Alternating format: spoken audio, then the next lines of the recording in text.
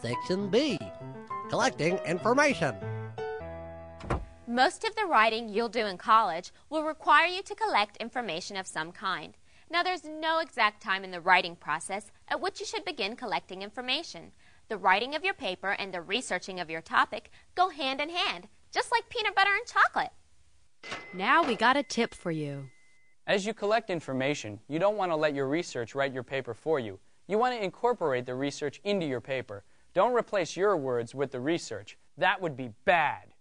You want to figure out what your own ideas are about your topic and the research. Your paper will be good, and you'll get a better grade. So where do you find research? Well, it's everywhere! But the primary place you'll find research is in your school's library. The library can be a really intimidating place. If you have any questions, there is almost always someone in the library to help you. They're called librarians, so don't hesitate to ask.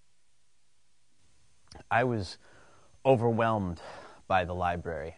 I felt like a tiger in a room full of fine china. Nathan looked like a little lost puppy. My first thought was run, Nathan, run like the wind. I massaged his temples like this.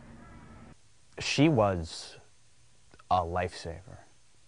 It's just a circular movement of the wrist. See? Round and round. There are lots of tools in the library for researching. And now that computers have stormed the library and taken over, it's absolutely essential that you know the basics of computer research to use the library's tools. Next, we'll look at some things you need to consider as you research. First, before you begin researching, you should map out what kind of research you're going to look for. What kind of research you choose depends upon the assignment. Some assignments require a certain number of sources, sometimes sources from particular places.